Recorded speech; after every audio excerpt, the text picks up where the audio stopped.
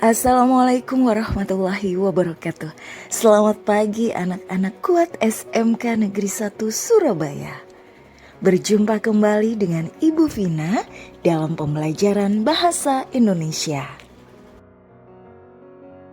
Kali ini kita akan belajar materi Bahasa Indonesia kelas 10 semester genap. Belajar menjadi negosiator ulung. Apakah kalian pernah melakukan tawar-menawar saat berbelanja? Dalam mata pelajaran ini, kegiatan tawar-menawar dipelajari dalam materi teks negosiasi. Teks negosiasi adalah sebuah teks yang memuat interaksi sosial guna mencapai kesepakatan bersama antar pihak-pihak yang memiliki pendapat atau kepentingan berbeda. Negosiasi yang dilakukan bisa berupa jual beli barang, penawaran kerja, dan sebagainya. Tujuan dari negosiasi adalah untuk mencapai kesepakatan yang menguntungkan kedua belah pihak. Namun, terkadang negosiasi bisa menjadi proses yang sulit dan kompleks. Oleh karena itu, simaklah materi berikut tentang contoh teks negosiasi untuk mencapai kesepakatan bersama. Menyimak kritis teks negosiasi. Menyimak kritis teks negosiasi akan membuat seseorang jauh lebih baik dalam kemampuan berkomunikasi. Hal tersebut karena teks negosiasi berisi tata cara berkomunikasi untuk mendapatkan sesuatu dari lawan bicara. Sebelum menyimak kritis teks negosiasi, perlu diketahui pengertian dari teks negosiasi beserta cirinya. Teks negosiasi merupakan kata lain dari tawar-menawar ataupun perundingan. Negosiasi merupakan percakapan antara dua pihak atau lebih yang memiliki tujuan untuk mencapai kesepakatan bersama. Adapun teks negosiasi yang memuat interaksi sosial untuk mencapai kesepakatan di antara pihak-pihak yang memiliki kepentingan berbeda atau saling bertentangan. Teks negosiasi memiliki ciri khas yang membedakan dari jenis teks lain. Dengan adanya ciri ini, mampu membantu individu untuk memahami proses negosiasi itu sendiri dan membantu dalam menganalisis strategi komunikasi yang efektif untuk mencapai tujuan yang diinginkan. Berikut beberapa ciri khusus dalam teks negosiasi. Yang pertama, melibatkan dua pihak atau lebih. 2. Menghasilkan keputusan yang sama-sama menguntungkan. 3. Struktur tertata rapi mulai dari pembukaan yang berupa pengenalan topik atau masalah, dilanjut dengan penawaran, kemudian diakhiri dengan kesepakatan bersama. 4. Sarana untuk mencari penyelesaian. 5. Memprioritaskan kepentingan bersama. 6. Menunjukkan sikap saling menghargai. Negosiasi tidak selalu mencapai kesepakatan karena bisa berakhir dengan ketidaksepakatan yang disetujui atau salah satu pihak menolak untuk berkompromi. Dalam negosiasi, pelibatan pihak ketiga sebagai penengah atau fasilitator seringkali terjadi, terutama ketika kedua belah pihak yang bersengketa menemui jalan buntu. Kehadiran pihak ketiga dalam negosiasi dapat menjadi alat yang sangat efektif untuk mengatasi kebuntuan, mengelola konflik, dan mencapai kesepakatan yang saling menguntungkan. Menilai informasi dan membandingkan isi teks. Teks negosiasi dapat disajikan dalam berbagai bentuk. Negosiasi dalam bentuk lisan dikemas dalam pola penyajian lisan atau dialog. Contohnya percakapan dalam kehidupan sehari-hari, misalnya jual beli di pasar. Ada pula teks negosiasi berbentuk campuran dikemas dalam pola penyajian yang mengandung narasi dan dialog. Contohnya negosiasi dalam cerpen. Selain itu, teks negosiasi berbentuk tulisan dikemas dalam pola penyajian berupa tulisan. Contohnya, surat penawaran yang termasuk dalam jenis surat niaga. Teks negosiasi mempunyai struktur yang membedakan dengan teks yang lain. Struktur teks negosiasi terdiri atas orientasi, pengajuan, penawaran, dan persetujuan. Mari kita bahas satu persatu. Orientasi merupakan tahap pertama dari percakapan antara dua orang. Bagian ini berisi pengenalan situasi atau salam sebelum dimulainya negosiasi. 2.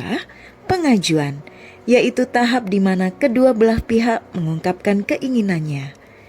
Bagian ini diawali dengan salah satu pihak meminta atau mengutarakan keinginannya dalam bentuk barang atau jasa. 3. Penawaran adalah tahap di mana salah satu pihak melakukan penawaran atas keberatan atau argumen ketidaksetujuan dengan meminta pengurangan persyaratan agar tercapai kesepakatan bersama. Dan yang terakhir adalah persetujuan, merupakan tahap kesepakatan yang diharapkan dapat menguntungkan kedua belah pihak. Menemukan informasi pada sumber pendukung. Dengan menganalisis informasi dari sumber pendukung, kalian dapat mengembangkan argumen yang lebih kuat dan efektif saat bernegosiasi. Untuk menemukan informasi, gunakan kamus untuk arti kata, ensiklopedia untuk gambaran umum suatu topik, dan thesaurus untuk menemukan sinonim atau kata dengan makna yang serupa.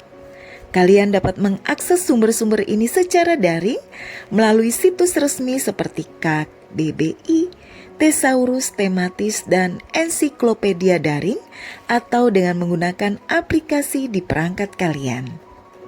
Berikut adalah laman resmi KBBI daring.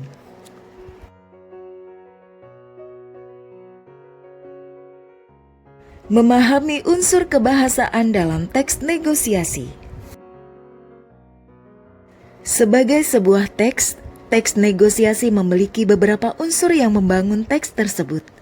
Beberapa unsur teks negosiasi antara lain sebagai berikut. 1. Pronomina. Pronomina adalah kata ganti orang. Dalam teks negosiasi, kata ganti orang ini sering digunakan dalam bentuk dialog. Contoh kata ganti orang antara lain seperti aku, saya, kamu, dia, mereka, dan lain-lain. 2. Kalimat langsung. Kalimat langsung adalah kalimat yang disampaikan secara langsung oleh penulis melalui dialog yang ditandai dengan tanda kutip. Dalam teks negosiasi yang berbentuk dialog, hampir keseluruhan teks berbentuk kalimat langsung. 3. Kalimat persuasif. Kalimat persuasif atau persuasi adalah sebuah kalimat yang berisi imbauan atau ajakan secara halus agar lawan bicara mau atau bersedia mengikuti kemauan yang disampaikan oleh penutur kalimat tersebut. Dalam teks negosiasi, kalimat ini diperlukan untuk mencapai tujuan kesepakatan. 4. Kalimat deklaratif. Kalimat deklaratif adalah sebuah kalimat yang berupa pernyataan dan bersifat fakta atau opini. Kalimat deklaratif disebut juga dengan kalimat berita. Dalam teks negosiasi, kalimat deklaratif diperlukan untuk menginformasikan keinginan partisipan. 5. Kalimat interrogatif. Kalimat interrogatif adalah kalimat yang mengandung pertanyaan. Kalimat ini berfungsi untuk menanyakan informasi kepada orang lain. Dalam teks negosiasi, kalimat interrogatif digunakan untuk menanyakan informasi mengenai hal yang sedang dinegosiasikan. 6. Pasangan tuturan. Teks negosiasi berupa tuturan langsung antara negosiator. Tuturan langsung ini berupa tanda tanya dan jawab antara penutur dengan mitra tutur. Perhatikan contoh berikut ini. Menulis teks negosiasi berbentuk naratif. Dalam penulisan teks negosiasi, terdapat teks negosiasi berbentuk naratif, yaitu teks yang menceritakan proses negosiasi dari awal hingga terjadi kesepakatan secara runtut layaknya sebuah cerita. Teks ini menggabungkan elemen narasi, yaitu alur cerita, latar dan karakter, dengan dialog negosiasi di dalamnya, seperti tawar-menawar di pasar atau diskusi antara warga untuk mencapai keputusan bersama.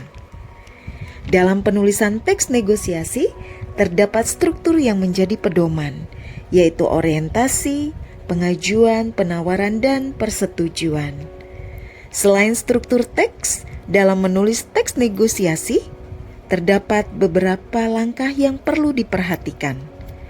Adapun langkah menulis teks negosiasi, yaitu yang pertama, menentukan tema atau topik. Untuk menentukan tema atau topik dalam menulis teks negosiasi, kita bisa mengacu pada pengalaman atau pengamatan di lingkungan sekitar. 2. Menentukan pihak yang terlibat. Setelah menentukan tema, kita perlu menentukan pihak mana saja yang terlibat dalam teks negosiasi. Menentukan pihak yang terlibat dalam teks negosiasi dilakukan berdasarkan tema yang telah kita pilih. 3. Menentukan perbedaan kepentingan. Negosiasi terjadi ketika adanya perbedaan kepentingan dari pihak yang terlibat.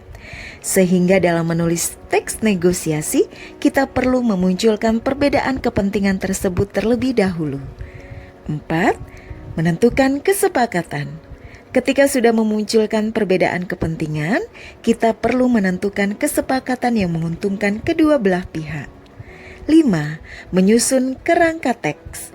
Menyusun kerangka teks harus sesuai dengan kelengkapan struktur teks agar pengembangan teks dapat dilakukan secara lengkap dan utuh. 6. Mengembangkan kerangka menjadi teks utuh. Pada langkah ini, kita bisa menyusun kalimat-kalimat sesuai dengan kerangka yang telah kita buat. Beberapa hal yang perlu diperhatikan adalah pemilihan kata, struktur kalimat, hubungan antar kalimat, antar paragraf yang padu, dan kesinambungan gagasan dalam paragraf. 7. Melakukan revisi atau pengecekan ulang. Setelah selesai menulis teks negosiasi, kita bisa melakukan revisi atau pengecekan ulang untuk memastikan teks negosiasi sudah baik dan benar. Kita bisa meminta bantuan orang lain untuk membaca hasil tulisan kita untuk mendapatkan sudut pandang yang berbeda.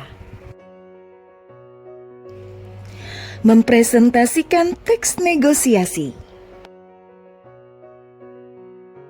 Mempresentasikan teks negosiasi adalah langkah penting setelah memahami dan menulis teks tersebut. Proses presentasi tidak hanya melibatkan penguasaan materi, tetapi juga keterampilan komunikasi dan kerjasama. Dalam mempresentasikan teks negosiasi, terdapat beberapa hal yang perlu diperhatikan agar presentasi dapat berjalan dengan baik. Di antaranya sebagai berikut. 1. Pahami struktur teks negosiasi. Sebelum mempresentasikan, pahami terlebih dahulu struktur yang menyokong terbentuknya teks negosiasi. Struktur dapat membantu memudahkan para murid memahami bagaimana runtutan teks negosiasi tersebut. Struktur teks negosiasi antara lain orientasi atau pembukaan, pengajuan, penawaran, penolakan atau persetujuan, dan penutup. 2. Pahami isi dan tujuan teks negosiasi. Selain struktur, penting juga untuk memahami secara mendalam tujuan dan isi dari teks negosiasi. Beberapa hal penting yang harus dipahami dalam isi teks negosiasi antara lain: 1. Pahami tujuan yang ingin dicapai dari negosiasi tersebut. 2. Pihak yang terlibat dalam negosiasi. 3. Topik yang dinegosiasikan. 4. Bagaimana pihak-pihak tersebut mencapai kesepakatan bersama. 3. Menggunakan bahasa yang jelas dan efektif. Hindari penggunaan bahasa yang bertele-tele dan terlalu panjang dalam mempresentasikan teks negosiasi. Selain itu, bahasa yang digunakan saat mempresentasikan harus santun, logis, dan bersifat persuasif atau membujuk. 4. Menggunakan teknik presentasi yang tepat. Dalam mempresentasikan teks negosiasi, menjaga kontak mata dengan audiens merupakan hal yang penting dan tidak boleh diabaikan. Selain itu, intonasi, gerakan tubuh, dan emosi harus disesuaikan dengan teks bacaan agar tersampaikan dengan baik. Supaya tidak menimbulkan kebosanan, gunakan variasi intonasi saat menjelaskan teks negosiasi. 5. Kerja sama tim.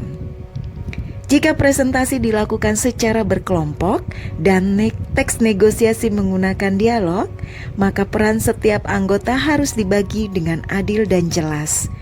Contoh peran penjual, peran pembeli, peran mediator, dan lain-lain. Lakukan latihan bersama kelompok agar presentasi dapat berjalan dengan baik. 6. Memilih topik negosiasi. Pilih tema negosiasi yang sesuai dengan konteks dan mudah dipahami oleh audiens.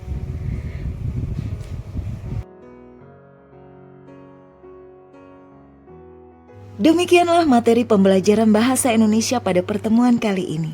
Sampai berjumpa di pembelajaran bahasa Indonesia lainnya. Salam dari SMK Negeri 1 Surabaya. Kuat. Wassalamualaikum warahmatullahi wabarakatuh. Sampai jumpa.